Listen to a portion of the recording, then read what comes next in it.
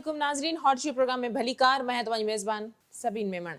नाज़रीन hot she programme में ॻाल्हि कंदासीं सियासी मुलाक़ातनि जे हवाले सां जेका सूरत हाल आहे। वाज़े रहे त पीपल्स पार्टी ऐं नून लीग जी राब्ता कमेटियुनि जी 5 मुलाक़ातनि बावजूद अञा ताईं हुकूमत साज़ी जो मरहलो तय न थी सघियो आहे। इन हवाले सां जिते राब्ता कमेटियुनि जूं मुलाक़ातूं थियनि थियूं ऐं मुशावरत कई थी वञे त उते डेडलॉक जीअं जो तीअं बरक़रार आहे। इन हवाले सां बिलावल भुट्टो ज़रदारी जो चवणु आहे त हुकूमत साज़ी जे अमल में जेको डेडलॉक नज़र अची रहियो आहे उहो मुल्क जमहूरियत ऐं मईशत जे लाइ नुक़सानकार आहे। बिलावल भुट्टो ज़रदारी जो इहो बि चवणु हो त नून लीग खे जेकॾहिं वोट ॾियणो आहे त पीपल्स पार्टी पंहिंजी शर्तुनि तहत उनखे वोट ॾींदी। बिलावल भुट्टो ज़रदारी जो इहो बि चवणु आहे त हुकूमत जी तश्कील में जेका सुस्ती वारी सूरत हाल आहे इहो डायलॉग कमेटी जी गैर संजीदगी इन में नज़र अचे थी। बिलावल भुट्टो ज़रदारी जो इहो बि चवणु आहे त हू पंहिंजे मौक़िफ़ ते क़ाइमु आहिनि, हू पंहिंजे मौक़िफ़ खे कंहिं बि सूरत में तब्दील न कंदा। इन ते बि ॻाल्हि ॿोल कंदासीं। इन खां अलावा ॻाल्हि कंदासीं शहबाज शरीफ़ जे हवाले सां। अॻूणो वज़ीर आज़म शहबाज शरीफ़ लाहौर खां इस्लामाबाद पहुची वियो आहे जिते शहबाज शरीफ़ अहम सियासी मुलाक़ातूं पिणु कंदो। पर इन मुलाक़ात खां अॻु में हुनजी सागदार सां पिणु मुलाक़ात थी। इन खां पोइ बिलावल भुट्टो ज़रदारी सां पिणु मुलाक़ात थी सघे थी। MQM पाकिस्तान जो वफ़द पिणु अॼु नून लीग सां मुलाक़ात कंदो। इन समूरी सियासी सूरत हाल जे बावजूद 8 फरवरी ते जेके आम चूंडूं थियूं उन चूंडुनि खां पोइ हिन वक़्त ताईं पार्टियुनि जी मुलाक़ातनि मुशावरतनि बावजूद का बि पार्टी अक्सरियत न खणी सघण जे करे हुकूमत ठाहिण जी पोज़ीशन में नथी नज़र अचे। इन हवाले सां बिलावल भुट्टो ज़रदारी जो चवणु हो त सभिनी स्टेक होल्डर्स खे गॾिजी वेहणो पवंदो, ॻाल्हि ॿोल करणी पवंदी ऐं गॾिजी वेही करे हुकूमत ठाहिणी पवंदी। पीपल्स पार्टी जी पोज़ीशन जे हवाले सां जेकॾहिं ॻाल्हि कजे त मुआशी हवाले सां जेका ॾुखी सूरत हाल आहे, ईंदड़ जेका हुकूमत हूंदी उन सां IMF जी जेका ॾुखी डीलिंग हूंदी उन जे करे पीपल्स पार्टी विलिंग न आहे त आइनी उहिदनि खां सवाइ वफ़ाक़ी काबीना में कंहिं बि क़िस्म जी शमूलियत कजे। जॾहिं त नून लीग जे हवाले सां पिणु सूरत हाल हिन वक़्तु ॾुखी थी नज़र अची रही आहे। इन समूरी सियासी सूरत हाल ते ॻाल्हाइण जे लाइ असांखे बदर समेजो साहब जॉइन कयो आहे। बदर साहब भली कार, तव्हां असांखे प्रोग्राम में जॉइन कयो। बदर साहब कीअं था ॾिसो हिन वक़्तु जेका सियासी सूरत हाल नज़र अचे थी, सभई पार्टियूं विलिंग आहिनि त हुकूमत जो हिसो थिजे, पर उन बावजूद हुकूमत साज़ी वारा जेके मरहला आहिनि, जेके शर्तूं शराइत आहिनि, उहे अञा ताईं फाइनलाइज़ न पिया थी सघनि। रुकावट या ॾुखियायूं किथे पिया ॾिसो? सभीन महिरबानी। पहिरीं ॻाल्हि इहा आहे त मुंहिंजे ख़्याल में हीअ इलेक्शन जे जंहिं वक़्त खां ऐलान थियो आहे त इलेक्शन थिए उन वक़्त खां ई असांखे मुश्किल ई हिकिड़ो वाहिद अख़र आहे जेको मुस्तक़िल तौर असां ॿुधी रहिया आहियूं। इलेक्शन मुश्किल थिए, इलेक्शन जेकॾहिं ज़ोर बार सां थी बि वई ऐं सुप्रीम कोर्ट जे इंट्रेस्ट सां थी बि वई त उन खां बाद में जेके नताइज निकिता उन ते ख़ुदि डाउट थिया, आङुरियूं खॼणु लॻियूं। अॼु सूधो पूरे मुल्क में मुख़्तलिफ़ जॻहुनि ते रोड रस्ता बंदि आहिनि ऐं कम्युनिकेशन जा मुख़्तलिफ़ जेके ज़रिया आहिनि इंक्लूडिंग एक्स जेके ट्विटर सॾिबो कंहिं ज़माने में, उहो मुख़्तलिफ़ वक़्तनि ते डाउन थी थो वञे। असां वटि रोड रस्ता बंदि लॻा पिया आहिनि, मुख़्तलिफ़ मामलात आहिनि। ऐं वरी उन ते तुरो इन ॻाल्हि जो आहे त जेके पार्टियूं आहिनि, जेके यकीनन हर पार्टी इलेक्शन इन जे लाइ विढ़ंदी आहे त उहो हुकूमत में अची सघे। इहा वाहिद इलेक्शन आहे जंहिंजे नतीजनि खां पोइ जेके पार्टियूं खटे आयूं आहिनि उहे तयारु न आहिनि त उहे हुकूमत जी बागडोर संभालनि। ख़ासि करे जेकी PM जी स्लॉट आहे, PM जी जेकी कुर्सी आहे, उहा कुर्सी घटि कंडनि जी सेज वधीक थी मालूम थिए, छाकाणि जो PDM जो जेको पोयों एक्सपीरियंस आहे उन PDM खे कम से कम हिकिड़ी ॻाल्हि सम्झाए छॾी आहे स्पेशली नून लीग खे त तमामु वॾी मुश्किलात ॾिसणी थी पवे इलेक्शन्स में, ख़ासि करे हिन दौर में जेको बेसिकली कम्युनिकेशन जो त दौर तव्हां चई सघो था। उनखे कम्युनिकेशन जा तमामु वॾा ज़रायात आहिनि ई आहिनि, पर मां इहो सम्झां थो त इनखे तव्हां प्रोपेगेंडा जो बि ज़मानो चई सघो था। हिन प्रोपेगेंडा जे हिन ज़माने में हिकु ग़लती तव्हांखे तव्हांजे लाइ दर्द सर थी सघे थी या हुनजा तमामु ॾिघा ॻरा नतीजा भोगड़ा पइजी सघनि था, जेके नून लीग यकीनन भोॻिया बि आहिनि, जेकी पंजाब में हुन सां हालत थी आहे ऐं हुननि जी इलेक्शन जे फतूहात ते तमामु वॾियूं आङुरियूं खॼियूं आहिनि। ख़ुदि उन्हनि माण्हुनि जूं फतूहात शक जी निगाह सां निहारियूं थी वञनि जेके ख़ुदि ॿियनि जे लाइ वोट बैंक जो ज़रियो हुया। जीअं नवाज़ शरीफ़ चवंदा आहिनि त क्राउड पुलर बेशक मरियम आहे, नवाज़ इलेक्शन जो वोट पुलर आहे ऐं सॼनि माण्हुनि खे नवाज़ शरीफ़ जे नाले ते वोट मिलंदो अॼु नवाज़ शरीफ़ जी इहा पोज़ीशन आहे त हिकिड़ी वॾी उमिरि रसीदा लेडी डॉक्टर यास्मीन राशिद आहे जेकी शायदि इनकारसरेटेड बि आहे, जेल में बि आहे। उन बि नवाज़ शरीफ़ खे चवण वारा चवनि था त इलेक्शन हुन मारी आहे, जेतोणीकि नोटिफिकेशन त नवाज़ शरीफ़ जो ई ॿाहिरि निकितो आहे। तो इन हवाले सां जेकी मुश्किल जो तव्हां सवाल था कयो, मुश्किल पीएम जी कुर्सी इन जे लाइ आहे, इक़्तिदार इन जे लाइ आहे जो रुॻो इक़्तिदार न आहे, उन सां गॾु जेको बैगेज आहे उहो बि खणणो आहे। ऐं स्पेशली तव्हां IMF जो ज़िक्र था कयो, मां ईअं सम्झां थो त हिन वक़्तु जेका बि पार्टी इहो पाण ते वज़न खणंदी उहा उन जे लाइ तमामु वॾो रिस्क आहे अॻी इलेक्शन में। जी बदर साहब, तव्हां सम्झो था त पीपल्स पार्टी ऐं नून लीग जे विच में कुझु अहिड़ियूं शर्तूं आहिनि? पीपल्स पार्टी शायदि विलिंग आहे त आइनी उहिदा खणे, त जीअं मुआशी जेको बहरान आहे या मुआशी जेका सूरत अञा वधीक असांखे ख़राब थींदी नज़र अचे थी, उनजो जेको वज़न आहे उहो या उनजो क्रेडिट जेका आहे उहो PM जे हिसे में वञे। ज़ाहिर PM अगरि शहबाज शरीफ़ थिए थो, जीअं बिलावल भुट्टो ज़रदारी अॼु ॻाल्हि कई त पीपल्स पार्टी पंहिंजे मौक़िफ़ ते क़ाइमु आहे। जेकॾहिं मौक़िफ़ तां या शर्तुनि तां हटणो पवंदो त ॿी अॻे खे हटणो पवंदो। इन सां उनजो वाज़े जेको इशारो हो नून लीग ते हुयो। छा पीपल्स पार्टी ऐं नून लीग जे विच में कुझु अहिड़ा मामला आहिनि जेके हल नथा थी सघनि, जिन जे करे अञा जेका डेडलॉक आहे उते जो उते बीठल आहे? मुंहिंजे ख़्याल में जेकॾहिं असां हिन सवाल ते पहिरियों गौर कयूं त PM केर बि थिए, भले उहो पीपल्स पार्टी जो थिए, PTI जो थिए या नून लीग जो थिए, छा भला हिन मुल्क जी जंहिं नहज ते अची बीठो आहे, इन नहज ते हिन मुल्क खे आम माण्हू त कोन पहुचायो आहे न। यकीनन जेके अॻवान आहिनि, जेके इक़्तिदार धणी आहिनि, उन्हनि जा ग़लति या सही फ़ैसिला, मां ईअं नथो चवां त बदनीयती ते कया हूंदा, पर यकीनन उन जा जेकॾहिं ग़लति फ़ैसिला थिया आहिनि ऐं उन्हनि जे नतीजे में कंहिंजा बि ग़लति फ़ैसिला थिया आहिनि, आई मीन ज़रूरी न आहे त उहो पॉलिटिकल फोर्सिस हुजे, उन्हनि जे ग़लति नतीजनि में जेकॾहिं असां माशी तौरु इन मुश्किलात में फाथा आहियूं त इन जो हल इन में न आहे त तव्हां मुंहुं मोड़े छॾियो त भई मां इहो रिस्क छो खणां। मुंहिंजे ख़्याल में लीडरशिप जी पहचान इहा हुजणु खपे। मां ईअं सम्झां थो त उहे जॾहिं मुल्क इन नहज ते पहुतो आहे त उनखे, उन मुल्क खे इन मुश्किलात मां ॿाहिरि कढे। पर असां वटि प्रॉब्लम इहो थियो आहे त असां वटि कम जी भेट में प्रोपेगेंडा खे वधीक पज़ीराई आहे। मिसाल, जेके असां वटि मक़बूल लीडर सम्झा था वञनि, उन्हनि मक़बूल लीडरनि जे बारे में ज़रूरु सवाल करणु खपे त उन्हनि अहिड़ो छा कयो आहे जो उहे मक़बूल थिया आहिनि। असां वटि इहे जेको सोशल मीडिया जो स्पेस इस्तेमालु थियो आहे सभिनि, इन मां ईअं सम्झां थो त पॉलिटिकली हिकिड़ो पॉलिटिक्स में हिकिड़ो डिसबैलेंस पैदा कयो आहे, पॉलिटिक्स जे बैलेंस खे ख़राबु कयो आहे। ऐं हाणे माण्हू डिॼनि था त जेकॾहिं हू के सख़्तु फ़ैसिला कंदा, ॾिसो मुल्कनि खे सख़्तु फ़ैसिला करणा पवंदा आहिनि। असांखे ऑस्टेरिटी हिकिड़े इंडिविजुअल खां वेंदे मुल्क जे सरबराह ताईं सभिनि खे अपनाइणी पवंदी। असां पंहिंजो लाइफ स्टाइल, असां मां को बि माण्हू, माना मुंहिंजी इहा ख़्वाहिश आहे त तव्हां सभु बदिलजी वञो, मां सवाइ मुंहिंजे, मां इन सुख में हुजां। तंहिंजे करे असां सभिनि खे इहे मुश्किल फ़ैसिला करणा पवंदा। बेशक ही इक़्तिदार चेस प्ले आहे, उनमें हर माण्हू पंहिंजो जेको आहे मोहरो अॻिते वधाए थो, पंहिंजूं चालूं हले थो। पर हिकिड़ी ॻाल्हि सम्झणु खपे त इन सॼनि खां वधीक मुक़दम मुल्क आहे, ऐं मुल्क खे जेकॾहिं असांखे मुश्किल सूरत हाल मां कढणो आहे त पोइ बहितर इहो थींदो त असीं हिन वक़्तु क़ौमी हुकूमत जी, मां अवल बि शायदि कंहिं दोस्त जे प्रोग्राम में कयो आहे त असांखे क़ौमी हुकूमत जे तरफ़ निहारणु खपे। हिन वक़्तु इहो न सम्झणु खपे त ही पीपल्स पार्टी नून लीग आहे या PTI आहे या ॿी का जमायत आहे। हिन वक़्तु सॼनि जमायतुनि खे, जुमिले जमायतुनि खे हिक ॿिए सां हथु मिलाइणु खपे ऐं पहिरियों इहो तय करणु खपे त भई मुल्क खे असां हिन माशी मुश्किल मां कढंदासीं, उन खां बाद में पिया सियासत खेॾंदासीं। बदर साहब, माफ़ कजो तव्हांखे इंटरप्ट कयां, एग्जैक्टली इहा ई ॻाल्हि अॼु बिलावल बि कई आहे त इहो फ़ैसिलो त अवाम कयो आहे त का हिकु पार्टी मुल्क नथी हलाए सघे, सभिनी पार्टियुनि खे गॾिजी करे मुल्क हलाइणो पवंदो, स्टेक होल्डर्स खे गॾु वेहणो पवंदो, त पोइ जेका क़ौमी हुकूमत आहे, जेका तव्हां अॻु में बि ॻाल्हि कई, हाणे बि तव्हां इहा ॻाल्हि कयो था, पोइ उन जे लाइ ख़ुदि पीपल्स पार्टी विलिंग नज़र अचे थी? ॾिसो, पीपल्स पार्टी,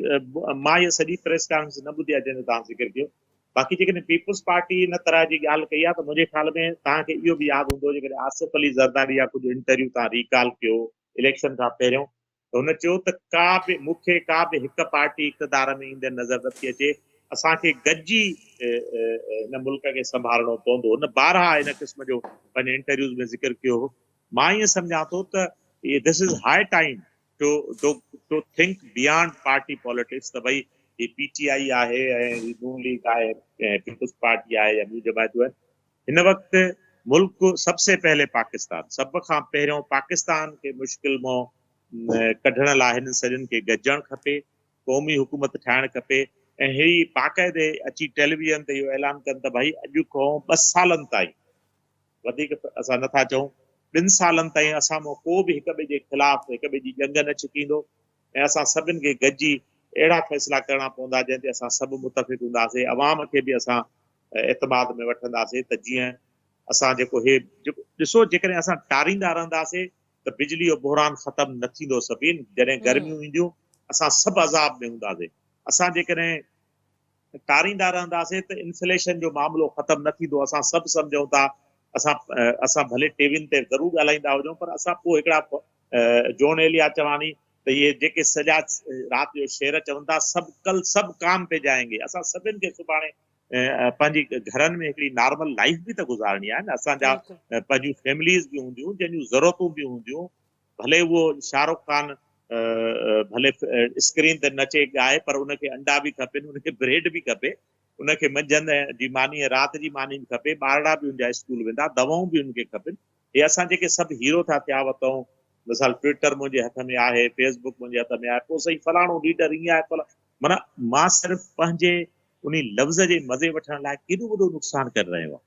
तो this is high time to think beyond party politics. असां सभिनि खे आई मीन सॼिनि पार्टियुनि खे गॾिजी वेहणु खपे ऐं मुल्क खे हिन माशी मुश्किल मां कढणु खपे। जी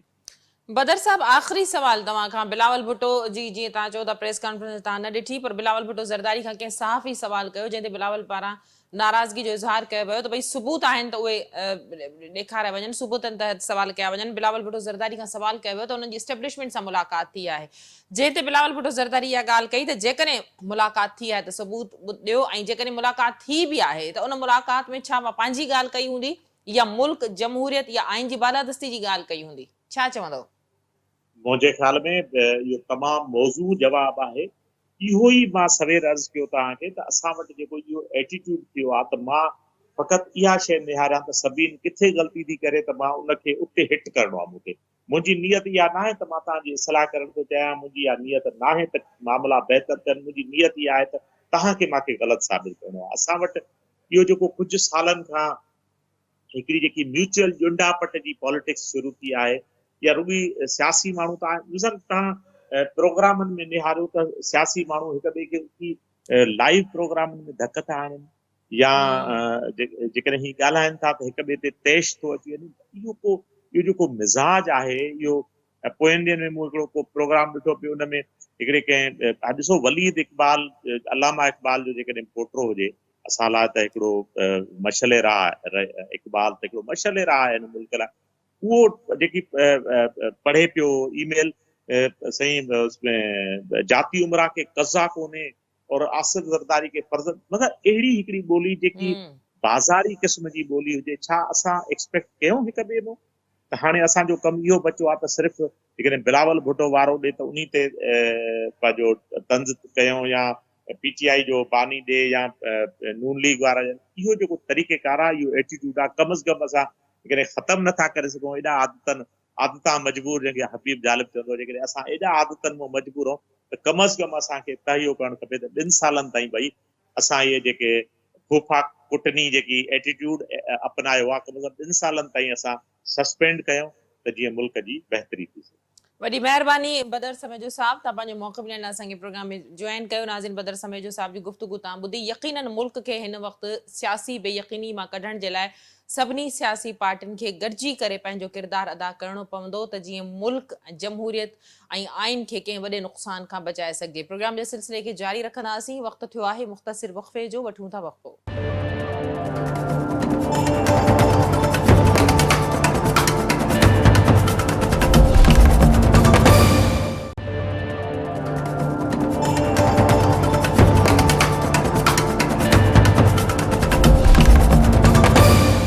वेलकम बैक नाज़रीन, प्रोग्राम जे सिलसिले के अॻिते वधाईंदासीं। इन ई समूरी सियासी सूरत हाल ते ॻाल्हाइण जे लाइ असां सीनियर सहाफ़ी ऐं तर्जनिगार शाहीन कुरैशी साहब मौजूद आहिनि। शाहीन साहब, वेलकम कहती हूँ, आपने प्रोग्राम में ज्वाइन किया।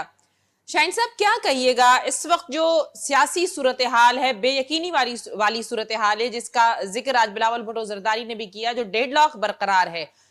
جو رابطہ کمیٹیاں ہیں نون لیگ اور پیپلز پارٹی کی، ابھی تک جو معاملات ہیں وہ فائنل نہیں ہو سکے، کیا وجوہات دیکھ رہے ہیں؟ جی صورتحال تو حکومت بننے کے علاوہ بھی کافی اگر معاملات کو نظر دوڑائیں تو غیر یقینی کی صورتحال بہت ساری چیزوں میں نظر آتی ہے، نتائج پہ بھی نظر آ رہی ہے، اور جو ہے حکومت کی فارمیشن پہ بھی نظر آ رہی ہے، اور تین جو بڑی جماعتیں ہیں ان کے معاملات جس طرح سے آگے بڑھ رہے ہیں تو ان میں کافی دشواری ہے پریکٹیکلی کہ کس طرح ملک اقتصادی بدحالی اور چیلنجز میں ہے کہ آپ کو آئی ایم ایف کے بعد کے پاس فوری طور پہ جانا ہے، اور جو ہے اتنا ٹائم جو ہے غیر یقینی کی فضا بڑھتی جا رہی ہے، اور جو سیاسی منظرنامہ ہے وہ بھی غیر یقینی میں اضافہ کر رہا ہے۔ تو میں نہیں سمجھ سپریم کورٹ کے باہر شہید بھٹو کی جو ہے ریفرنس جو چل قتل عدالت قتل کے بارے میں، وہاں پہ جو پریس سے بات کرتے ہوئے انہوں نے اس تاخیر کی ذمہ داری نون لیگ پہ ڈالی ہے، چونکہ دیکھیے الٹ ہو رہا ہے کہ ایک تو یہ کہا جاتا ہے کہ کابینہ میں وزارتیں مانگی جا رہی ہیں، لیکن وہ پارٹی جو جمہوری بنیاد کے اوپر کہتی ہے کہ ہمیں وزارتیں نہیں چاہیے، لیکن ان کا سیاسی حق ہے کہ وہ پالیسی کے اندر جو ہے اپنے منشور کی پاسداری کریں، اپنے وعدے کی پاسداری کریں جو انہوں نے پرنٹڈ فارم میں، اور ہر جگہ واحد لیڈر ہیں جنہوں نے ہر جگہ جلسے میں اپنے منشور کو وضاحت کے ساتھ پیش کیا ہے، جو کہ کسی بھی سیاسی جماعت سے ملتا جلتا نہیں ہے، جس میں عوام پہ توجہ دیتے ہوئے انہوں نے 17 محکمے ختم کرنے اور 18ویں ترمیم کی حفاظت کرتے ہوئے عوام کو سہولیات دینے کا وعدہ کر رکھا ہے۔ تو وہ جس طرح سے نون لیگ کا طرز عمل ہے کہ وہ یہ سمجھ رہے ہیں کہ اقتدار جو کہ اب دوسری پارٹی میں چلے گئے اہل سنت وہ جو بھی ہیں، تو ادھر سے چونکہ ان کو نہیں آیا جائے گا تو پیپلز پارٹی کمپرومائز کر کے ہماری شرائط مانے گی، تو میرا خیال ہے کہ یہ آفٹر تھاٹ انہیں بعد میں آیا ہے۔ شاہین صاحب معاف کیجیے گا آپ کو انٹرپٹ کر رہی ہوں، لیکن بلاول بھٹو زرداری نے بھی تو یہی بات کی ہے کہ اگر موقف پہ پیپلز پارٹی اپنے قائم رہے گی، کسی کو اگر ہٹنا ہے تو دوسرا ہٹے گا اپنے موقف سے، پیپلز پارٹی نہیں ہٹے گی۔ آپ کو نہیں لگتا کہ فلیکسیبل ہونا چاہیے، چاہے وہ پیپلز پارٹی ہو یا نون لیگ ہو؟ خود بلاول صاحب نے اس بات کا بھی خدشہ ظاہر کیا ہے کہ جو سیاسی بے یقینی ہے یہ ملک، آئین اور قوم کے لیے، پاکستان کے لیے، معیشت کے لیے کوئی اچھا جو ہے وہ عمل نہیں ہے۔ درست بات ہے، لیکن ابھی دوسری طرف سے موقف تو نہیں آیا کہ وہ پیپلز پارٹی کے اوپر ذمہ داری ڈالیں، چونکہ اس سے پہلے بھی جب انہوں نے کہا کہ پروپیگنڈا تو اتنا کیا جا رہا ہے کہ وہ گورنر بھی مانگ رہے ہیں، وہ آئی جیز بھی مانگ رہے ہیں، پیپلز پارٹی کے ذرائع جو ہیں اس بات کی تردید کرتے ہیں کہ اس سطح پہ معاملات نہیں ہیں، لیکن یہ گارنٹی لینا چاہتے ہیں جس طرح سے 18ویں ترمیم ہے اور باہر آ کر ایم کیو ایم جس طرح کہتی ہے کہ ہم نے جو ہے آئینی ترامیم کے اوپر جو ہے سپورٹ کرنے کا وعدہ دیا اور زبان دی ہے نون لیگ کو، تو پیپلز پارٹی جیسی جمہوری روایات اور ماضی کے ساتھ، اور خاص طور پہ بلاول بھٹو کی سربراہی میں جو پیپلز پارٹی کا اصولی موقف ہے، بغیر کسی شرط کے دے دیا تھا، اور دوسرا انہوں نے کہا تھا کہ ہمیں وزارتیں نہیں چاہیے اور ہم آپ کو ووٹ دیں گے، لیکن یہ ہے کہ اس کے اندر کوئی اپنے سیاسی پروگرام اور ملک کے اندر جمہوریت اور اپنی سیاسی اچیومنٹس کو کوئی زیرو نہیں کرے گا، کیونکہ 18ویں ترمیم جو ہے اور این ایف سی ایوارڈ اور یہ جو تمام معاملات ہیں انہیں اور آگے بڑھانے کی ضرورت ہے تاکہ عوام کے لیے فیوریبل جو ہے فیصلے سازی کی جا سکے۔ تو یہ تو نہیں ہو سکتا کہ اس کو ریورس گیئر لگ جائے، جس طرح سے پہلے اسٹیبلشمنٹ بھی جاری تھی اور جس طرح بانی چیئرمین جو ہے پی ٹی آئی انہوں نے بھی جو ہے 18ویں اور ان کی پارٹی نے بھی 18ویں ترمیم کے خلاف بات کی، نون لیگ نے بھی جو ہے 18ویں ترمیم کے خلاف بات کی، اور ایم کیو ایم تو علل اعلان جو ہے یہ بات کر رہی ہے کہ ہم ان شرائط کے اوپر آئے ہیں۔ تو سیاسی معاملات کے اوپر تو بالکل کمپرومائز نہیں کرنا چاہیے، بلکہ میں ایک بات کو اپریشیٹ کرتا ہوں کہ جس طرح ایک صحافی کے سوال پر کہ تمام سیاسی جماعتیں جو ہیں وہ اسٹیبلشمنٹ کی طرف دیکھتی ہیں تو ان سے ڈیل کرنا چاہتی ہیں، تو انہوں نے رد عمل کا اظہار کیا ہے کہ آپ جو ہے صحافت کا کام ہے کہ وہ ذمہ داری سے بات کریں، اور اگر وہ مولانا فضل الرحمان کے حوالے سے بات کر رہے ہیں تو یہ چیز ریکارڈ پہ ہے کہ بلاول بھٹو وہ ہیں جن کے بارے میں اعزاز سید کہہ چکے ہیں ریکارڈ پہ، لیکن ان کو وہ خبر میں نہیں لیتا ان کا چینل بھی، کہ انہوں نے کہا تھا کہ باجوہ صاحب اگر آپ ہمیں عدم اعتماد کی تحریک واپس لینے کا کہیں گے تو میں عوام میں جاؤں گا، اور وہ اظہار جو ہے جب ختم کرنے کے لیے ساری سازشیں ہو رہی تھی تو ذوالفقار علی بھٹو بھی پنڈی کے راجہ بازار میں وہ خط لے کر پہنچ گئے تھے، پھر پارلیمنٹ میں بھی خطاب کیا تھا، تو وہ طرز عمل کو اسٹیبلشمنٹ نے برا بھی منایا، تو وہ ایک اصولی موقف بھی رکھیں اور ساتھ ساتھ ان کے خلاف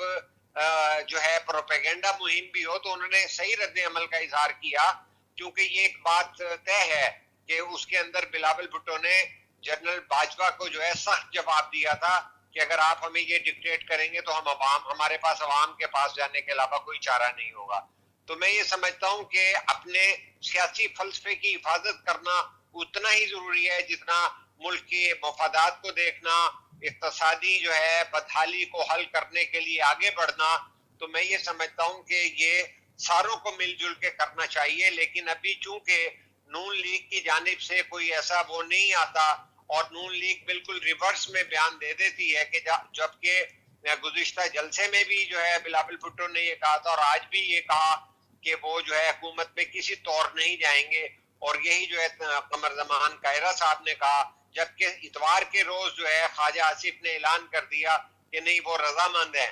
تو اس کے اوپر جواب جو دیا اسحاق ڈار صاحب نے وہ گول مول جواب دیا، جبکہ انہیں عوام کو اعتماد میں لے کے جو اختلافات ہیں یا جہاں معاملات رکے ہوئے ہیں ان کو جو ہے اعتماد میں لینا چاہیے۔ تو انہوں نے تو اوپنلی کہا ہے کہ یہ نون لیگ کو آگے بڑھنا پڑے گا۔ شاہین صاحب معاف کیجئے گا آپ کو انٹرپٹ کر، شاہین صاحب معاف کیجئے گا انٹرپٹ کر رہی ہوں آپ کو، کیا آپ کو نہیں لگتا کہ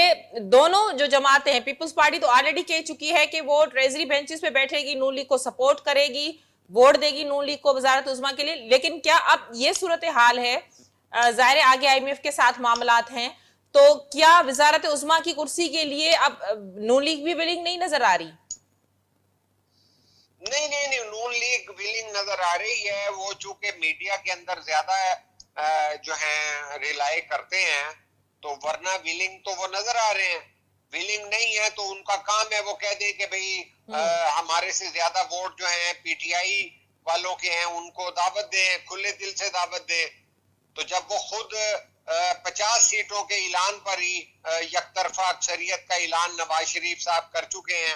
اور ساڈی گل ہو گئی سے ان کا آغاز ہوا ہے، تو وہ کیوں نہیں ویلنگ ہے؟ وہ ویلنگ ہے، وہ بالکل ویلنگ ہے، وہ لوگوں کو شامل کر رہے ہیں اور جو ہے سارا کچھ وہی سیاسی عمل کر رہے ہیں جس میں ویلنگنیس ہے۔ لیکن اصل بات تو یہ ہے کہ جو